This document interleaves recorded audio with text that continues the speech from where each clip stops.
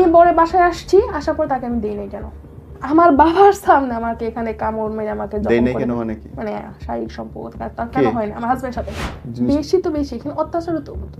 আমি না যদি বলতাম আজকে শরীর ভালো না খারাপ না, মারধর করতো মিল খাওয়ার জন্য। হ্যাঁ সিরিয়াসলি? হ্যাঁ, আমার বাবা সহ আমাকে মারছে, আমার চেহারাটা বিপর্যস্ত করে দিত। আপনি কি বলেন, আমার যেদিন আমার ছেলে হবে আমি সেদিন তাকে দিয়ে গেছি,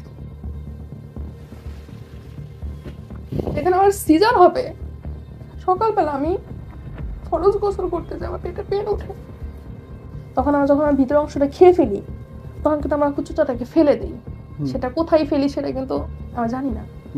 আমি এসে ওনার কাছে সেরকম, ওনার প্রয়োজন হচ্ছে, উনি আমাকে ইউজ করতেছে, প্রয়োজন শেষ ফেলে দিচ্ছে, মানে উনি এটা কি মনে করে, শারীরিক সম্পর্কে মনে করে যে স্বামী স্ত্রীর সবচেয়ে বড় সম্পর্ক এটাই, বউকে আমি কি দিলাম না দিলাম সেটা আমার দেখার বিষয় না। একটু ভালো কথাও না।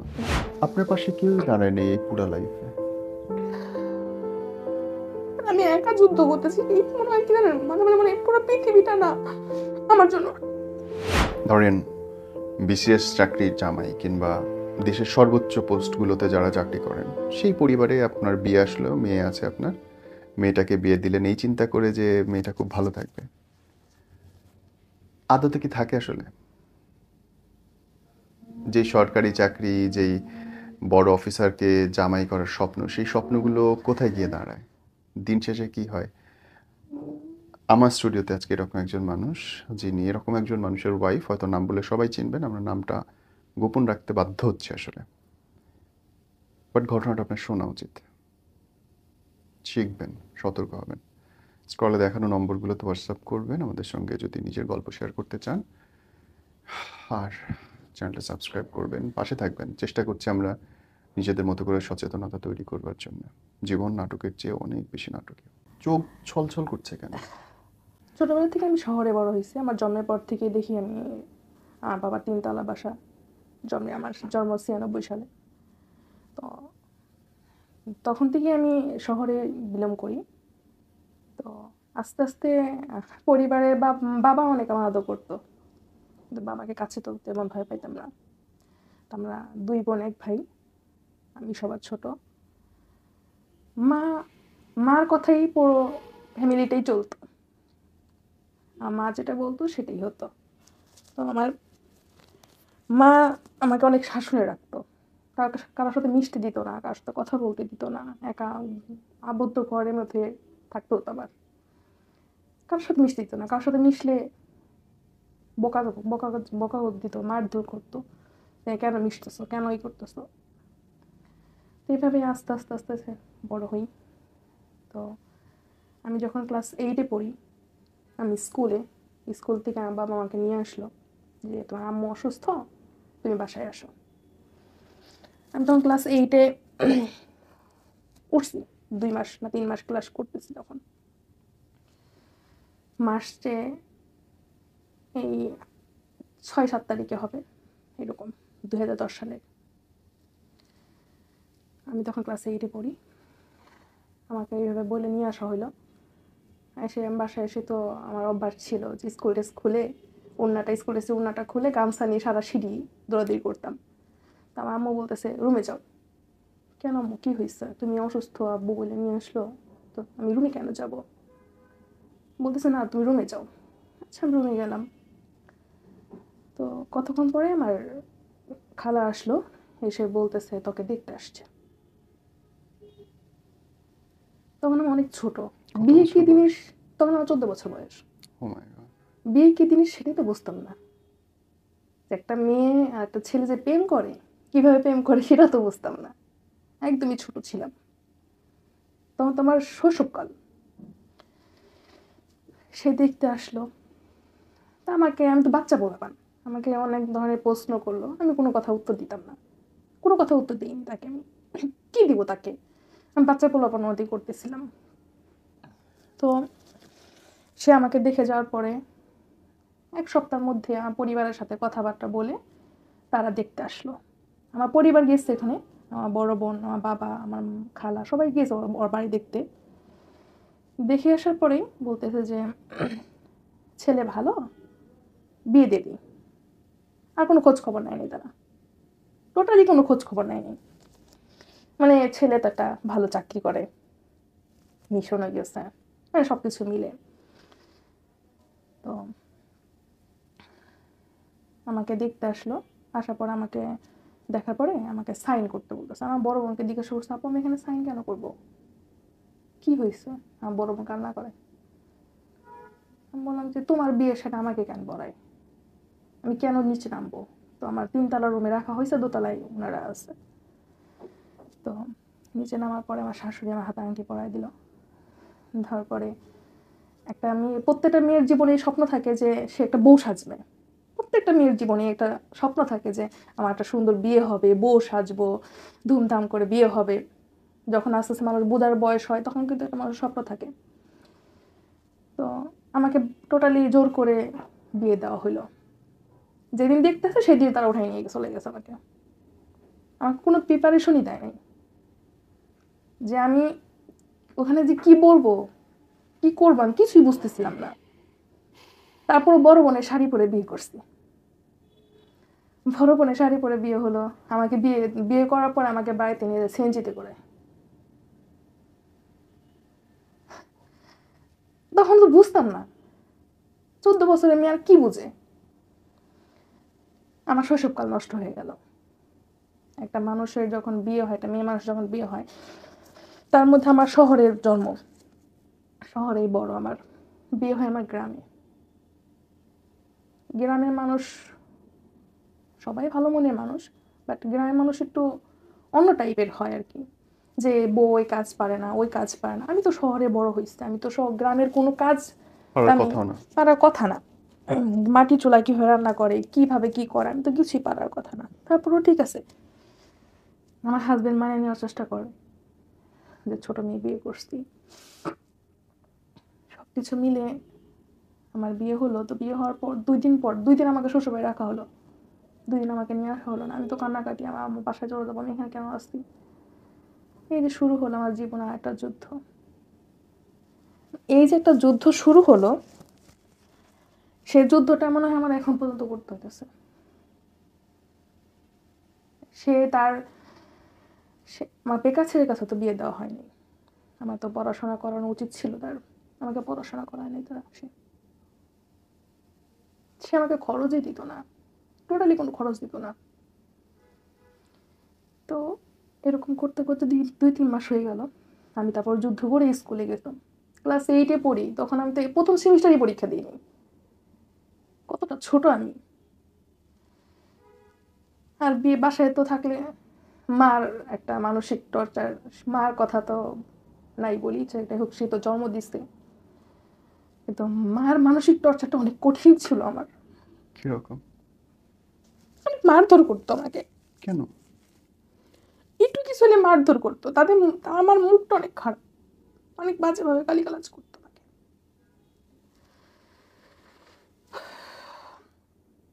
আসলে কি, আমি অনেক সুইসাইড করার চেষ্টা করছি, কিন্তু ওই যে বলে না, আল্লাহ যে কয়দিন হায়াত রাখে মানুষ তাকে সে কয়দিন আল্লাহ নেয় না, যে হায়াত যে কয়দিন থাকে আল্লাহ তাকে সে কয়দিন বাঁচায় রাখে। মা মারে গালায়, কিন্তু সেটা তো একটা লেভেল আছে। তো আমি এরকম করতে করতে আমার শাশুড়ি বলে, তোর এই বউ থাকবে না, তোর এই বউ চলে যাবে, তোর বউর বাচ্চা দিয়ে তোর ধরাই দে। বাচ্চা, আমার বাচ্চা পেটে, আমি জানি না। আমার বিয়ে 4 মাস পরে আমার বাচ্চা পেটে আসে, আমার 14 বছরে আমার বাচ্চা পেটে আসে। বাচ্চা পেটে আসার পর আমার হাজবেন্ড তো আমাকে খরচ দেয়ই না, টোটালি কোনো খরচ দেয় না। মানে আমি বিয়ের পর থেকেই শ্বশুর বাড়ি বাবার বাড়ি মিলেই থাকতাম। তো ও আসলে আমাকে 50 টাকা, 100 টাকা, ঊর্ধ্বে 500 টাকার নিচে কোনোদিনও আগে দিয়ে যেত না। বিয়ের পর বাবা মার কাছে যাইতেও কিন্তু লজ্জা করে। আর আমি একটু চাপা স্বভাবের মানুষ, আমি কারো কাছে মুখ ফুটে কোনোদিন কোনো কিছু চাই না যে আমার এই জিনিসটা লাগবে। তো আমার বাচ্চা পেটে আসলো, আমার বড় বোন দেখে বলতেছে, আমার সিমটম দেখে বলতেছে, তোর তো বাচ্চা পেটে। কি বলো আপু, সরো, আমার বাচ্চা পেটে থাকবে কেন, আর বাচ্চা কিভাবে পেটে আসে? আমি তো তখন বুঝতামই না। তখন সবাই বলতেছে এত ছোট মেয়ে, 14 বছরের মেয়ে, বাচ্চা পেটে, ওই তো বাচ্চা। জীবন একটা রিস্ক হয়ে যায় না, তো ছোট বাচ্চা মানে বাচ্চা পেটে আসছে। বাচ্চা কি নর্মাল হয়েছে না, নাকি সিজারে। সিজার করতেছে? তো কয়টা বাচ্চা আপনার এখন? আমার 2টা বেবি, একটা ছেলে একটা মেয়ে। বিয়ের কত বছর হলো এখন? আমার বিয়ের এখন 2010-এ তো 14 বছর। এর মধ্যে কি পড়ালেখা শেষ করতে পারছেন? না। করতে দেয় না আর? নিজে কোনো চাকরি বাকরি ব্যবসা কিছু করতে পারেন নাই? আমি আমি আসতেছি কথাটা। তো আমার বাচ্চা পেটে থাকা অবস্থা আমাকে মানসিক টর্চার। প্রত্যেক মেয়ের না ভাইয়া জীবনে একটা চাহিদা থাকে, আমার বাবার কাছে হোক বা স্বামীর কাছে হোক, যে আমার এই জিনিসটা শখ, আমার এই জিনিসটা প্রয়োজন, সবাই কিনতেছে, আমি কেন কিনতে পারতেছি না, আমার কেন ইচ্ছা হয়, আমারও তো ইচ্ছা হয়। যখন আমার হাজব্যান্ডের কাছে চাইতে যাব তখনই অশান্তি, মারধর, অত্যাচার। আমার কাছে টাকা নাই, আমি কই থেকে দিব, কিভাবে দিব? ঠিক আছে, মানে নিয়ে চলতাম। তো আমার বাচ্চা এইভাবে আস্তে আস্তে হয়, আমার হঠাৎ করে আমার পেটে বাচ্চা নড়া বন্ধ হয়ে যায়। তো আমি ওকে ফোন দিই যে আমার পেটে বাচ্চা নড়তেছে না, আলতা করতে হবে, আমার কাছে টাকা নেই। আমার শ্বশুরবাড়ি আমার বাবা বাসা বেশি দূর না, ডিফারেন্স না বেশি। তো আমার শাশুড়ি আমার দেবরকে দিয়ে 500 টাকা পাঠাইছে যে আলতা করে আসো। হ্যাঁ, বাচ্চা পেটে থাকলে তো একটা ভালো কেয়ার লাগে, যত্ন লাগে। আমার সে অল্প যে এত কৃপণতা করতেছে, সে কি অনেক গরিব, অনেক দায়িত্ব নাকি? না, তার বাবা ছিল না। হ্যাঁ, তো তার কারণ তার তার যে পজিশনের কথা বললেন, মাসে 70,000 থেকে 80,000 টাকা বেতন হওয়ার কথা তার। অত না, বাট আছে, ওর সব কাছাকাছি মিলে এটাই আছে। হওয়ার হ্যাঁ কথা, হ্যাঁ। হ্যাঁ। তো কৃপণ ভাইয়া, কৃপণের যদি ব্যাখ্যা দেই তাহলে পৃথিবীতে সবচেয়ে আমার চোখে উনি সবচেয়ে বড় কৃপণ। আমি যদি ব্যাখ্যা দিই আপনাকে, দেন। বলতেছি। তো আমাকে সে 500 টাকা পাঠাইলো। এর মধ্যে কি করতো, ডাক্তার দেখানোর খরচ? ডাক্তার ডাক্তার দেখানোর কোনো খরচ নেই, আমাকে আলতা খরচ জন্য 500 টাকা পাঠাইলো। এর মধ্যে কি করতো, বাচ্চা পেটে থাকা অবস্থায় যদি উনি ছুটি আসতো, আম্মা মানে আমার শাশুড়ির কাছে সব টাকা পয়সা থাকতো। আমার শাশুড়ি কি করতো, ছুটি আসার সাথে সাথে দরজার কাছ থেকে সব টাকা রেখে দিত। ওর কোনো টাকা ওকে দিত না, একটা ছেলেই তো, কোনো টাকা দিত না। আম্মা আমি রাবেয়াকে নিয়ে, আমাকে কথা বলতো যে ওকে নিয়ে আমি যাবো বাপের শ্বশুরবাড়ি যাবো, কিছু টাকা দেন, অথবা ওকে নিয়ে একটু ঘুরতে যাবো, কিছু টাকা দেন। এভাবে চেয়ে চেয়ে চেয়ে চেয়ে নিত। হ্যাঁ, তুমি তো বিয়ে করছো, তোমার তো টাকা বউ আছে, তোমার তো একটা এক্সট্রা খরচ আছে, সেটা দেখতে হবে না? তো এরকম ভাবে মেনে নিতাম যে ঠিক আছে। তখন তো ছোট ভাই, কি মেনে নিব আর কি মানিয়ে নিব, মানে দেখতাম আর মনে লুকে লুকে কান্না করতাম যে কি পাপ করছিলাম, এমন একটা স্বামী পড়লো কপালে। তো আলতা করলাম, করার পরে বললো যে আমার প্রচণ্ড টেনশনের থেকে অক্সিজেনের প্রবলেম হচ্ছিল, বাচ্চাটা নড়তেছিল না। তো এইভাবেই চলতেছিল। তো আমার যখন এখানে আর একটা কথা বলি ভাইয়া, উনি ভালোবাসা কি জিনিস সেটা উনি বুঝতো না। মানে আমাকে ভালোবেসে যে একটা মেয়ে, একটা ছেলে, একটা হাজব্যান্ড, একটা ওয়াইফকে যে ভালোবেসে একটা কথা বলবে, অথবা সুন্দর করে একটা কথা বলবে, সে যদি কোনো কিছু দিতে না পারে সে বুঝিয়ে বলবে যে আমি জিনিসটা পারতেছি না, আমি নেক্সট টাইম দিব, সে কথা বলা বলতো না আমাকে। তার পরিবার আমাকে অনেক অপমান করতো, অনেক। বলতো কি, তোমার কি গায়ে কথা খুঁয়ে পড়ছে, বলতেছে তো বলুক, সমস্যা কি? তো আমি তখনও মেনে নিতাম যে ঠিক আছে, ওর বড় বোন, ওর বড় বোনের হাজব্যান্ড, ওর বড় বোনের 2 ছেলে, মানে অনেক ধরনের খোঁচামেরা কথা বলতো আমাকে। কারণ আমি কাজ টাজ করতে পারতাম না, বুঝতাম না কাজ টাজ, রান্না বান্না করতে পারতাম না, অনেক ধরনের খোঁচামেরা কথা বলতো। এবার ছেলেটা হওয়ার, ও এখানে কথাটা বলি, ওর চাহিদা বেশি, মানে শারীরিক সম্পর্কের দিক থেকে। ওই যে একটা কথা আছে না ভাইয়া, পলার চুচা, ভিতর অংশ যে পর্যন্ত আছে সে পর্যন্ত চুচার দাম থাকে। তখন যখন আমার ভিতর অংশটা খেয়ে ফেলি, তখন কিন্তু আমরা চুচাটাকে ফেলে দিই। সেটা কোথায় ফেলি সেটা কিন্তু আমরা জানি না। আমি হয়েছি ওনার কাছে সেরকম। মানে মানে উনি আমাকে, ওনার প্রয়োজন হচ্ছে, উনি আমাকে ইউজ করতেছে, প্রয়োজন শেষ ফেলে দিচ্ছে, তারপর আর তার কোনো কথা নেই। মানে উনি এটা কি মনে করে, শারীরিক সম্পর্কে মনে করে যে স্বামী স্ত্রীর সবচেয়ে বড় সম্পর্ক এটি। বউকে আমি কি দিলাম না দিলাম সেটা আমার দেখার বিষয় না। একটু ভালো কথাও না। না, উনি এটা কি মনে করে সবকিছু।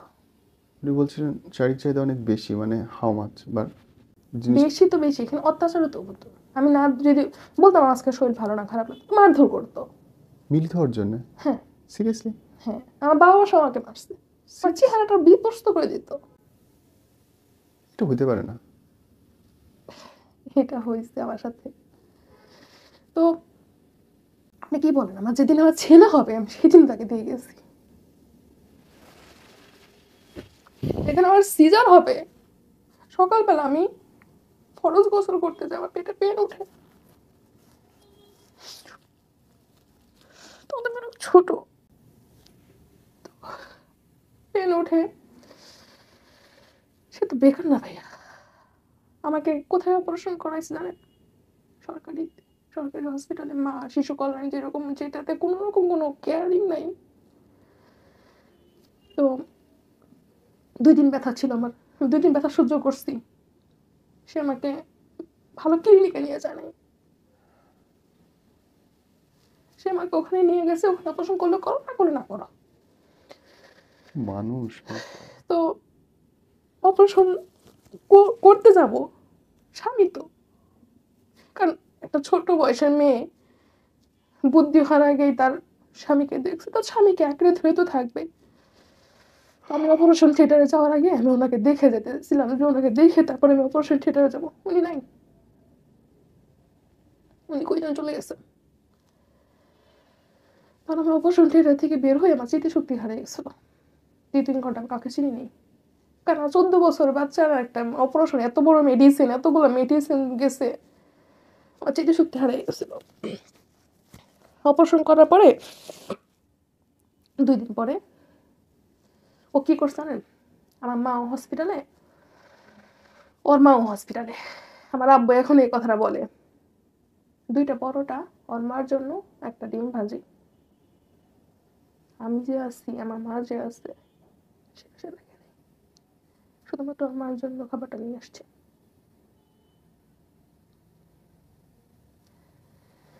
তো আমি এই এই কথাগুলো আমি শুনি, জানেন, আমার বিশ্বাস লাগে না মাঝে মধ্যে। আমার মনে হয় যে মানুষ এরকম হয়, কেমনে পারে? ভাই আমি মার কাছে যতই অত্যাচার হইতে হই না কেন, আমি তো শস্য ফ্যামিলিতে, একটা ভালো ফ্যামিলিতে বিলং করতাম। সে আমাকে যে যে অত্যাচারগুলো করছে, আপনার গায়ে হাত তুলতেছে, আপনি সহ্য করলেন কেন? বাবা মা মেনে নাও, স্বামী তো। আপনার বাবা মারে বলছেন যে আমার মারে? হ্যাঁ, ওনাদের সামনে আমাকে কত মারছে। ওনাদের সামনে? ওরা ওরা তারপরে আপনাকে সংসার করতে দিয়েছে তার সাথে? হ্যাঁ, এটাই তো আমার বাবা মার সাথে আমার যুদ্ধ। কেন?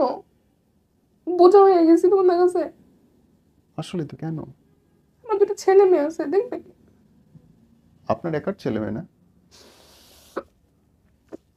তো আমার অপারেশন হইলো, 9টা সেলাই পড়লো, বাচ্চাকে নিয়ে চলে আসলাম বাবার বাসায়। বাপে তো, আমার বাবা অনেক আদর করতো আমাকে, অনেক আদর করে, এখনো করে। 9 কেজি মালটা নিয়ে আসলো আমার জন্য, আমার মেয়ে ছোট, আমার মেয়ের ঘাটা তো শুকাইতে হবে, সেলাই কাটতে যাইতে হবে না। আর আমি ওনাকে ফোন দিলাম, কোথায় তুমি, আমার তো সেলাই কাটতে যাইতে হবে, মেয়ের ছেলেটাও ছোট, আম্মু ছেলেটাকে রাখছে, তা তুমি আসো। ওর একটা বোন ছিল, মারা গেছে, ওদের অত্যাচারী, আমার হাজবেন্ড আমার শাশুড়ির অত্যাচারী করছিল, ছোট ছোট বাচ্চা রেখে। ওনার আপন বোন? হ্যাঁ, ওরা 2 বোন ছিল, ওদের অত্যাচারী করছে, 10 লাইন আত্মহত্যা করছিল। ওনার, আপনার হাজবেন্ডের আপন বোন? হ্যাঁ, ওদের অত্যাচারী, আমার শাশুড়ি আমার হাজবেন্ডের অত্যাচারে 2টা ছোট ছোট বাচ্চা রেখে, আমার শাশুড়ির কাছে রেখে সারা রাত আমার শাশুড়ির সাথে ঝগড়া করছে। আমি মানুষের মুখে আর কি শুনি, আর বিয়ের আগে তো মানুষের মুখে শুনি যে সারা রাত ও ঝগড়া করছে আমার শাশুড়ির সাথে। ঝগড়া করার পর পরে দিয়ে সকালবেলা 10 লাইন, আমার শ্বশুরবাড়ির কাছে 10 লাইন, একটু আগে গেলে 10 লাইন। এত যে অত্যাচার সহ্য করতেছেন আমার প্রতিটা বিয়েতে না মুহূর্তে। আমার ভাইয়া রাজি ছিল না, আমার ভাইয়া বলছিলাম, ওইখানে বিয়ে দিও না, ওর সাথে আমাদের পরিবার যায় না। তুমি বিয়ে দিও না, আমরা যেরকম পরিবার, আমরা যেরকম পরিবারে দাও। কেন মানুষ তো সিঁড়ির ধাপে উপরে ওঠে, তুমি কেন নিচে নামাচ্ছ ওকে? শোনে নাই। তো সেলাই কাটতে আমি একাই চলে গেলাম। কাঁচা সেলাই, রাস্তা খুবই খারাপ, তখনকার যুগে রাস্তাগুলো অনেক খারাপ ছিল। পেটটা অনেক কষ্টে ধরে কান্না করতে করতে গেলাম। যখন প্রত্যেকটা সুতা বের করে, পাশে কেউ নাই আমার, আমি একা। ডাক্তার বলতেছে আপনার সাথে কেউ নাই। বুঝলি না, সে কি করছে, তার ওই যে বোনটা মারা গেছে, বোনের জামাইকে ফোন কিনে দিতে গেছে। অনেক বড় দায়িত্ব। আমার সেলাই কাটার দরকার নাই, তার বোনের জামাইয়ের ফোন কেনা দরকার, তো ফোন কিনে দিতে গেছে। এইভাবে আপনার পাশে কেউ দাঁড়ায় নেই এই পুরা লাইফে? আমি একা যুদ্ধ করতেছি। এই মনে হয় কি জানেন, মাঝে মাঝে মানে পুরো পৃথিবীটা না আমার জন্য, পৃথিবীটা আমার জন্য না। আপনি ফাইট ব্যাক শুরু করলেন কবে থেকে? 2 বছর যাবত বলেন। বলতেছি। এই তো কষ্টের, এই কষ্ট আমাকে ব্যথিত করতেছে। আমার ওইটা দরকার। আপনি কেমনে ফাইট ব্যাকটা আমি এটা করলেন? বলতেছি ভাইয়া, একটু বলি। অথচ তো শেষ হয়নি, আর হচ্ছে। তো একটা মেয়ের জীবনে বিয়ে যেমনই হোক, ম্যারেজ ডে, জন্মদিন, সব কিছু স্পেশাল। আমার জীবনে কোনো কিছু স্পেশাল নাই। আমি কি পোশাক আশাক পরি সেটা জানে না, কারণ সে সেটা কখনোই দেয় না আমাকে, আমার বাবা দেয়। আর সব কাপড় চোপড়, এই যে আমি যেটা পরে আসছি করে না ভাই, এইটার মধ্যে দিচ্ছে আমাকে। সে কোনোদিন আমাকে 2000 টাকা দামের কোনো কাপড় চোপড়ও কিনে দিতে দেয় না, কারণ তার কাছে নাই টাকা, সে পাবে কোথায়? তো ছেলে হওয়ার পর বাবা বাসায় থাকলাম 4 বছর, 3.5 বছর। 2014-তে আমি ঢাকা চলে গেলাম ওনার সাথে। মনকে শান্ত হয়ে যেতে পারতাম। ভাইয়া যদি ঢাকা যে উনি বলতো যে একটা তোষক কিনছি, আমার আপাতত এখন নতুন সংসার, একটা তোষক আপাতত কিনছি, 2টা বালিশ কিনছি, তুমি ছেলে আর আমি কোনো তো কষ্ট করে থাকি, আস্তে আস্তে সবকিছু হয়ে করবো। যাবে, হ্যাঁ। হ্যাঁ, সে কি করলো, বস্তির মানুষ যারা বিক্রি করে পুরান খাট তোষক বালিশ, সেগুলো আমাকে কিনে দিল, বস্তিতে রাখলো। সিরিয়াসলি? যে বাথরুমে গোসল করলে উপর দিকে থেকে আরেকজন দেখতো। রান্নাঘরে রান্না করতে গেলে 3-4 জন একসাথে 2 চুলে রান্না করতাম, মেনে নিতাম। ঠিক আছে, আমার এটাই ভুল হয়েছে, ছোটবেলা থেকে মেনে নিয়েছি। হুম, আমি মানি। এটা আমার ভুল হয়েছে। মেনে নেওয়া ভুল, এটা আমি মানি। আমি শিখছি ইদানিং। আমার বাবা মা চিন্তা করে আমার মেয়ে ডিভোর্স হয়ে গেলে আমার মান সম্মান যাবে। আরে, জীবন চলে যায় সেটা বড় কথা না, মান হ্যাঁ, সম্মান যাবে। ওনারা চিন্তা করে ওনাদের মান সম্মান, কারণ ওনারা ভালো আছে, তো মান সম্মান গেলে তো ওনাদের ক্ষতি। আমি যে খারাপ আছি এটাকে দেখবে, আমি না তো, আমার সাথে সাথে আমার 2টা সন্তান, ওরা কি করছে, ওরা কি ভুল করছে, ওরা কি পাপ করছে? আমার ছেলে মেয়ে দেখলে বলবেন যে রাজপুত্রের মতো। আমার ছেলের আমি 14 বছরের ছোট। আপনার সেকেন্ড বেবি হয় কত বছরে? আমার বিয়ের 4 বছর পর, মানে আমার ছেলে হওয়ার 4 বছর পর জি।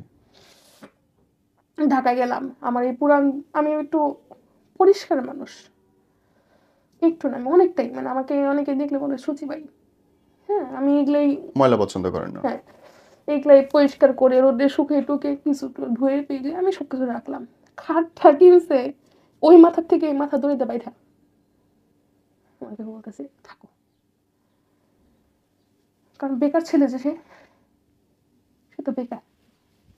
সরকারি চাকরি। তো থাকলাম। এর মধ্যে আমার ছেলে অনেক বড় অসুস্থ হইলো। আমার ছেলে হার্নিয়া হইলো, অপারেশন করালাম, তখন ওর 4 বছর বয়স। ইস, এর মধ্যে আমার ছোট বেবিটা পেটে। তার মধ্যে তার পোস্টিং হয়ে গেল অন্য জায়গায়, ময়মনসিংহে পোস্টিং হলো। তখন আমি আর চলে আসলাম আমাদের এলাকায়। আসার পর আমার ছোট বেবিটা হওয়ার পর আমি চলে গেলাম। আমার ছোট বেবিটা হয়েছে আমার বাসার থেকে, আমার যেখানে ওনাদের আর কি ইটা, ওখানে অনেক দূর। তো আমি যাবো না ওখানে, আমার ছোট ছেলেটাকে রেখে আমি যাবো না, আমি বলছি এখানে ক্লিনিকে করি অপারেশন, ক্লিনিকে এসে করতে দিবে না। এর মাঝে আমার অ্যাপেন্ডিসাইটিস হয়েছিল, আমি ক্লিনিকে করছি, এটার জন্য আমাকে এখনো কথা শোনায়। কতগুলো টাকা গেছে ক্লিনিকে, 12,000 টাকা গেছে, আমার বাবা আমায় অর্ধেক টাকা দিছে। এরকম ভাবে আমাকে ছেলেটা মেয়ে বাচ্চাটা হলো, হওয়ার পরে আমার বাচ্চাটা ছোট বেবিটা হয়তো তাকে আমি দেখিনি, কারণ সে গাড়িতে ছিল, আমি একা। আমি যখন অপারেশন থিয়েটারে যাই আমি চিন্তা করি অপারেশন করবো কি করবো না, বাঁচবো কি বাঁচবো না, কারণ আমার তখন অনেক অবস্থা খারাপ ছিল, প্রেশার লো হয়ে গেছিলো, আমার রক্ত বেরোতে হয়েছে। আচ্ছা ঠিক আছে, ভেবে ভেবে গেল, জীবনটা মানিয়ে নিলাম। তো বেবি হওয়ার পরে আমার 1 মাস পরে আবার চলে নিয়ে গেলো মামি সিং যে আমি আরো বস্তিতে, আমি রান্না করি, 2 চলে 7 ফ্যামিলি, তাও ওই মানুষের বাসা কাজ করে, রিক্সা চালায়, ভ্যান চালায় এদের সাথে। মানে ভাতটার ভিতর থালাবাটি মাজছি, ভাতটার ভিতর কাপড় চোপড় ধুইছি, ভাতটার ভিতর সবকিছু করছি। আমার হাত পায়ে ঘা হয়ে গেছিল। আমার ছোট বাচ্চা যে আছে, 2টা ছোট ছোট বেবি, আমার একটা কাজে বড় এখানে জানি। যে গল্পটা আমাকে বলছেন ওইটুকু বলেন, how do you fight back? হ্যাঁ, তো আমি বলতেছি, এর মধ্যে আমি এর যুদ্ধ করতেই আছি, করতে করতে করতে করতে সহ্য করতে করতে ফ্যামিলির কাছে বলি, আমার ফ্যামিলি বলে মেনে নাও, ডিভোর্স হয়ে কি করবা, কই যাবা, আমি তো বাসা উঠাবো না, বাবা বলে আমি তো বাসা উঠাবো না। আমি তো কই যাবো, আমার তো কোনো আশ্রয় নেই।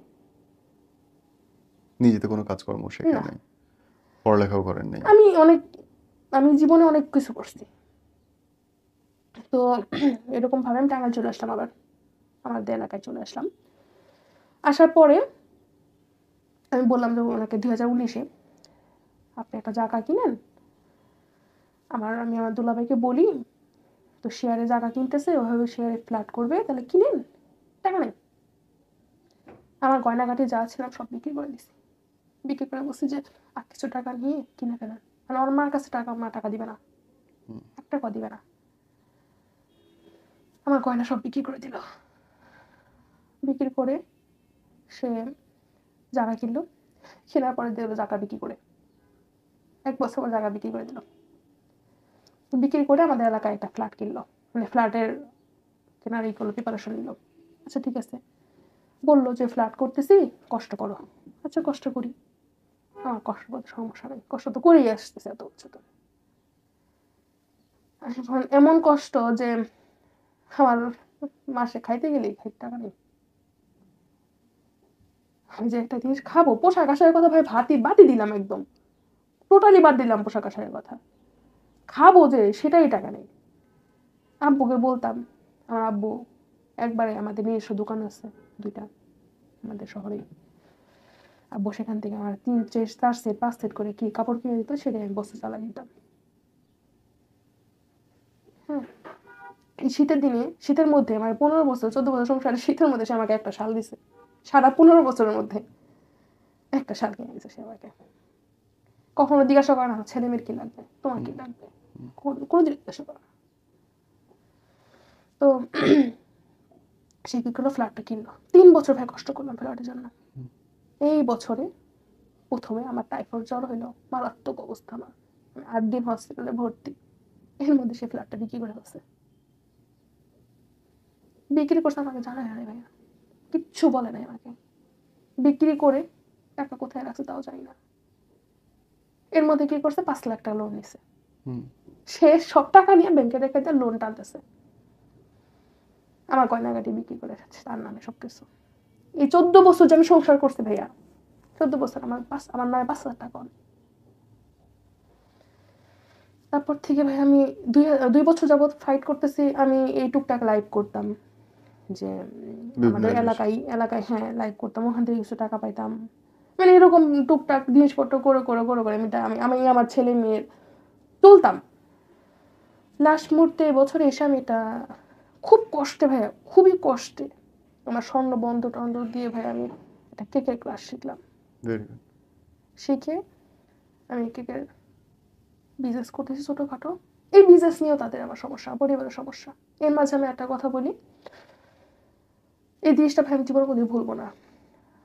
ঘরের ভিতরে আমার ভাই ভাবিকে বাইরে সিটকা লাগিয়ে, ঘরে বিছানা আমার হাজবেন্ড বসা, পাশে আমার বাবা বসা, মা আমাকে মায়ের চেহারা বিভ্রস্ত করে ফেলে। হ্যাঁ হ্যাঁ, কি কারণে? আমি আমার হাজবেন্ডের ডিভোর্স দিতে চাই। কেন ডিভোর্স দিতে চাও? আমি এভাবে থাকবো না। কতদিন আর এভাবে থাকা যায়? কে মারতেছে আপনাকে? আমার মা। মায়ের আমার চেহারা এরকম বলে ফেলেছে। আমার ভাইয়া বলতেছে আম্মু দরজা খুলো, দরজা খুলো। দরজা যখন খুলে তখন আমার ভাইয়া বলে তুমি কি মানুষ? আর শাহিদ তুমি কেমন মানুষ যে তোমার সামনে তোমার বউকে মারতেছে, তুমি আটকাচ্ছ না? সে সে তো বলতে পারতো স্বামী হিসাবে যে, না, সে বলবে কেন? সে ওরে ডিভোর্স দেওয়ার জন্য আপনি মার খাইতেছেন। সে তো বলতে পারতো যে মারধর না করে মুখে বলেন। সে যখন আমার পরিবার মা আমাকে মারে না, সে সে তো বসে খুশি বসে হবে। মজা নেয়। হ্যাঁ, স্বাভাবিক। সে খুব মজা নেয়। আমার আমার অপরাধটা কই লাগতেছে বোন, শোনেন, এই পুরো আপনার পুরো গল্পের জায়গাটা, আপনার পুরো জীবনের জায়গাটা সবচেয়ে অসুবিধার জায়গা হচ্ছে আমার, আপনি প্রতিবাদী না। ভাই আপনি একবার থাপ্পড় খাইলে আপনি যদি সেকেন্ড বার আপনি তার নামে কেস না করেন, সে আপনি সেকেন্ড বার অন্য গালে থাপ্পড় খাবেন, এটা দুনিয়ার নিয়ম। শুনেন আমি বলি, আমার মাটা না। আপনার মার কথাই আমি শুধু বলতেছি, আমি দুনিয়ার সব জায়গায়, যত জায়গায় সব জায়গায় আপনি ইচ্ছা করে মার খাইতেছেন। আপনি অবলা না রে ভাই, আপনার হাত পা সব আছে। আমার মা, আমি আমার মাকে কোনোদিন ক্ষমা করতে পারবো না। আমার এই জীবনটা ধ্বংস করার জন্য একমাত্র মাথায়। মেয়েদের বিয়ে মারাই সবচেয়ে ডিস্টার্বটা করে। হুট করে কারো একজন কোন একটা ছেলে দেখা জামাই ভাইবা পাগল হয়ে যায়। আমার স্বামীর প্রচুর মানে মনে হয় কি তারা আমার শ্বশুর শাশুড়ি। বুঝতে পারছি। হুম, একটা মেয়ের বিয়ে দেওয়ার পরে হাত ছাড়তে হয় না। বলে কি ফ্ল্যাট বিক্রি করছো তো কি হয়েছে? আমার স্বপ্ন ছিল, আমি 3টা বছর এটা কষ্ট করছি। তা নিজে কিনলেন না কেন? নিজের নামে কিনলেন না কেন? আমার নামে তো একটা সুতাও নেই। তাহলে তো ওটা আপনার না। ওই যে স্বামী তো, হ্যাঁ, দূর, স্বামী তো। এখন তার 4টা আর 1 বছর আছে ভাইয়া। আমি তো সে যদি লাথি দিয়ে বাইর করে দেয়, যাবেনটা কই আছে? আমি এটাই বলতেছি, আমি যতটুকু বাতাসের গুঞ্জন শুনছি সে বিয়ে করবে। স্বাভাবিক, সে কারণ আপনি আপনার মারলেও আপনি কিছু করেন না, আপনারে অপচিকিৎসা করাইলে আপনার না করাইলে অসুবিধা নেই, তাহলে তো আপনার ছাড় দিতে এখানে অসুবিধা নেই আরেকটা তো। কাহিনী কি ভাইয়া, আমি আমার ছেলে মেয়ে অসুস্থ হইলে সে 2 টাকা দেয়। খরপোশ পান না বলে কোনদিন কেস করে দেখছেন? বলে কি আমার বাবা বলে কি কেস করলে কি করবে? আমার বাবা খুব বাজে ভাষায় কথা বলে ভাই। আমি আমার পরিবারকে আমি আপনি আপনার মা বাবা হেল্প চান কেন? আপনি তো বুঝতেই পারছেন যে তারা আপনার আপন না। আমার পরিবারে আপনি আলাদা থাকেন, আলাদা ইনকাম করে থাকেন, 1000-2000 টাকা বাসা ভাড়া দিয়ে থাকেন, নিজের মতো করে থাকেন। আমার 2টা ছেলে মেয়ে, তো আপনার তো একার ছেলে মেয়ে না, আপনার জামার ছেলে মেয়ে, জামার কাছে ফেলে দিয়ে চলে আসেন না। আমার ছেলে মেয়েও তো ছেলে এই মেয়ে ঢঙের কথা বললেন না। এই ঢঙের ছেলে কথা মেয়েকেও বললেন তো না। আমার আদৌ করে না তো। ও আপনার তো একার নারী রেসপন্সিবিলিটি ভাই, রেসপন্সিবিলিটি তার, দায়িত্ব তারও, বরং তার বেশি।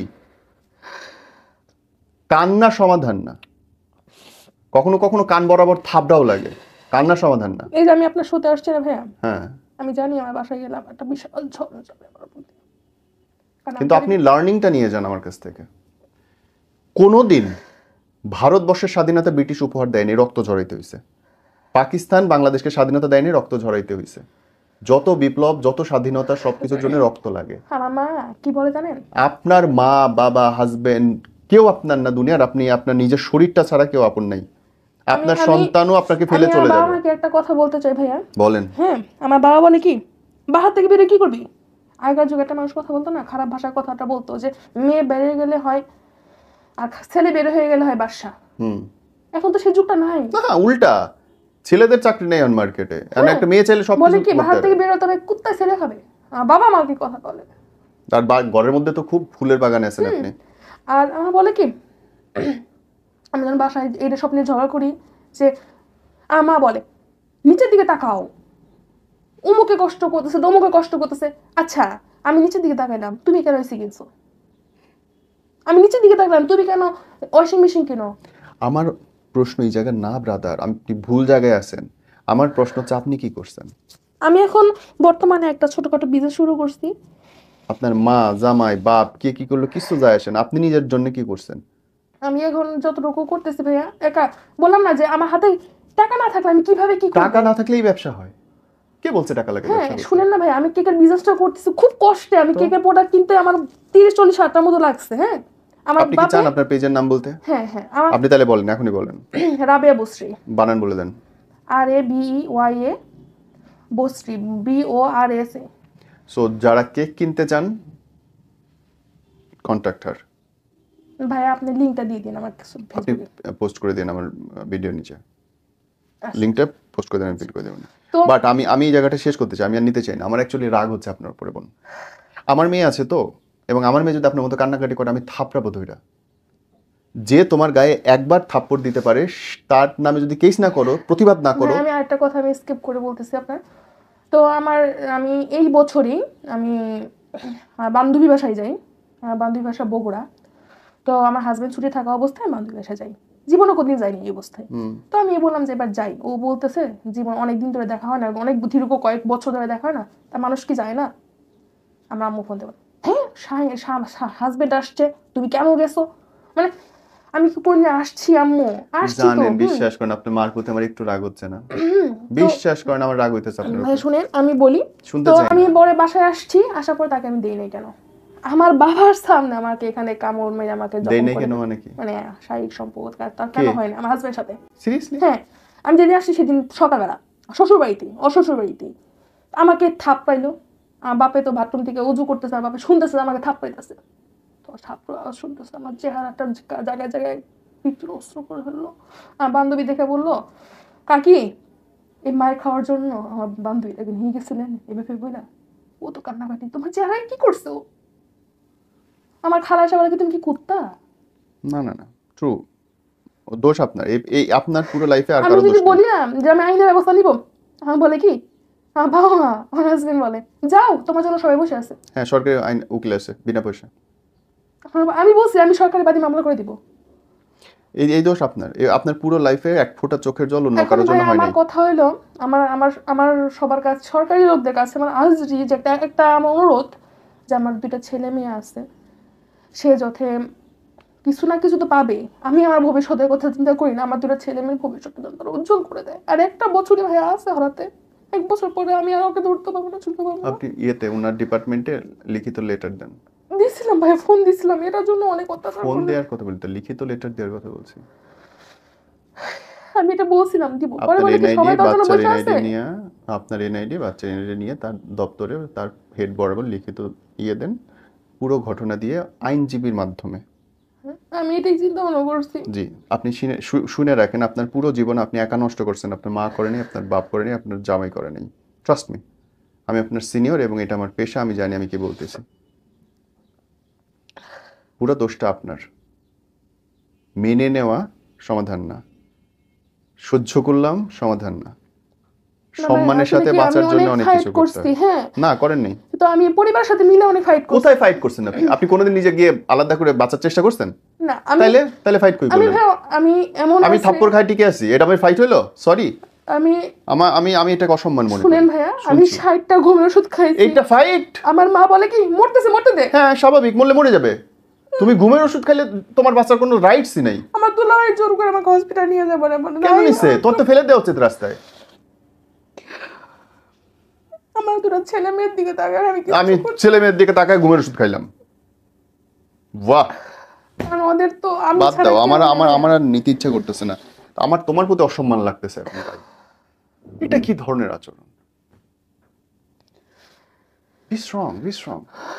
আমি একটা কথাই বলতে চাই, যারা ডিফেন্সে চাকরি করে তারা যদি কেউ দেখে থাকে আমাকে হেল্প করো। কেউ করবে না, আসলে কেউ হেল্প করার মতো কেউ করবে না, কেউ কারণ নাই। ভাই আপনি নিজের হেল্প করতেছেন না। মানুষের ঠেকা পড়ছে, আপনি এসে হেল্প করবে। আমি যে কেকের বিজনেস শুরু করছি না ভাইয়া, আমার বাপে খাতা নিয়ে বসে কয় টাকা লাভ করলি, কেন আপনি বাপের কাছে দেখাবেন? কয় টাকা কেন আপনি বাপের কাছে যাচ্ছেন আমার এটা বুঝেন। আমি বাসায় যাই, কেন? বাবা মা তো যাই, আমি এখন এখানে ওরে ভাই, খোদা হাফেজ।